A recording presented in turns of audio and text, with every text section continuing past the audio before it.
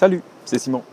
Aujourd'hui, mes impressions de lecture de Good Night Stories for Rebel Girls de Francesca Cavallo et Elena Favilli, en français, Histoire du soir pour filles rebelles. Les deux auteurs sont italiennes, l'une est journaliste, l'autre est metteur en scène et dramaturge. Elles ont déménagé en 2011 aux États-Unis, où elles ont fondé Timbuktu Studios, et en 2016, elles ont commencé un Kickstarter, un projet de sociofinancement pour financer cet album. C'est un projet record de sociofinancement.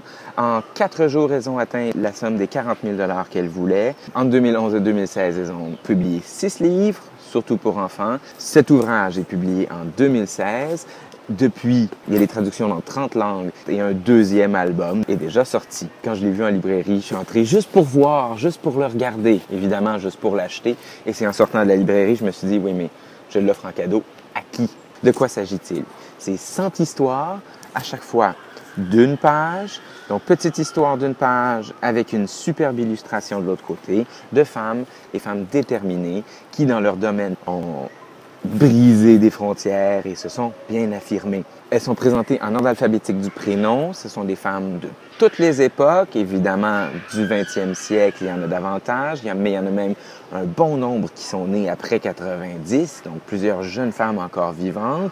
Donc, ça donne des modèles pour les enfants, pour les jeunes filles, les jeunes garçons, des modèles actuels et contemporains. Mais il y en a aussi qui sont avant Jésus-Christ ou dans les premiers siècles de notre ère. Il y a beaucoup de personnalités états-uniennes, dont un bon nombre d'afro-américaines. Puis là, c'est intéressant parce qu'on explique comment non seulement ces femmes-là ont surmonté les difficultés liées au fait d'être femmes, mais c'est expliqué aussi comment elles ont surmonté les difficultés liées au fait d'être noires. Je pense au cas de Michelle Obama qui s'est fait dire, enfant, une petite fille noire d'un quartier pauvre du sud de Chicago, comment penses-tu pouvoir devenir avocate? Et elle l'est devenue. Rapidement, je nomme quelques personnages du côté des arts. Frida Kahlo, Coco Chanel, Nina Simone, la chanteuse sud-africaine Miriam Makeba, mais aussi Maud Stevens Wagner, une acrobate et artiste du tatouage morte en 1960. Parmi les écrivaines, Virginia Woolf, les sœurs Brontë, Helen Keller, la sourde et muette, Astrid Lindgren, la créatrice de Fifi Brin d'Acier, des journalistes, des femmes de droit, quelques inventeurs, dont Anne Makokinski, la jeune inventeur canadienne née en 1997. Beaucoup de scientifiques, Hypatie d'Alexandrie et Ada Lovelace, les mathématiciennes dont j'ai déjà parlé dans une autre capsule, Marie Curie, la docteure Montessori, la primatologue Jane Goodall. Il y a un bon nombre de femmes politiques dans ce livre, qu'on pense à Cléopâtre ou Hatshepsut, Catherine de Russie, Élisabeth Ier, Margaret Thatcher, Angela Merkel, mais aussi d'autres qui sont beaucoup moins connues et je les ai trouvées fascinantes. C'est les reines guerrières, une reine coréenne du 7e siècle ou Nanny of the Maroons, une reine jamaïcaine qui a régné sur un village d'esclaves qui se sont enfuis, donc qui se sont affranchis eux-mêmes. Beaucoup d'activistes, des activistes des droits, Rosa Parks, Sophie Scholl, la jeune activiste Malala, les sœurs Mirabal qui se sont opposées au régime dictatorial en République dominicaine. Mais sans doute que les femmes que je ne nomme pas sont beaucoup plus importantes que celles que je nomme parce qu'on ne les connaît pas. Et ce livre-là nous permet de découvrir des femmes fascinantes.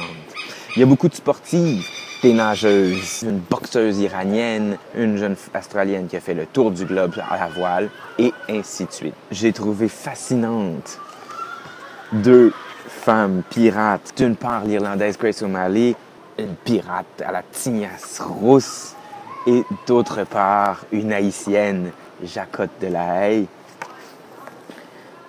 Il y a aussi Coy Matisse qui est présente dans le livre. Coy Matisse est née en 2007 dans un corps de garçon, s'est toujours identifiée comme fille. Ses parents l'ont laissé se socialiser comme fille, mais rendu à la maternelle, s'est posé la question, comme si souvent aux États-Unis, quelle toilette peut-elle utiliser? C'est aller jusqu'en Cour suprême. Et donc, c'est aussi un personnage féminin présent dans ce livre-là. Les histoires sont écrites très simplement. Elles commencent par une formule qui ressemble à « Il était une fois ». C'est vraiment pour les enfants, donc les auteurs disent de 4 à 101 ans. Et puis, les choses plus complexes, elles sont expliquées simplement. Et j'ai beaucoup aimé la manière de ne pas tout dire à tout prix. Virginia Woolf s'est suicidée, mais c'est pas précisé. À la place, l'histoire de Virginia Woolf se termine sur une explication que Virginia Woolf a vécu toute sa vie avec la dépression, son mari aussi. Il y a des jours où on est de bonne humeur, des jours où on est de mauvaise humeur, mais la dépression, c'est autre chose. Si tu as des problèmes de dépression, des gens autour de toi peuvent t'aider. Même chose avec Margaret Thatcher. On ne politise pas la courte biographie. On dit qu'elle ait eu à couper les subventions de lait dans les écoles ou discuter avec des mineurs, Margaret Thatcher, elle a gardé son idée et les auteurs insistent sur sa détermination et non sur la nature de ses choix politiques.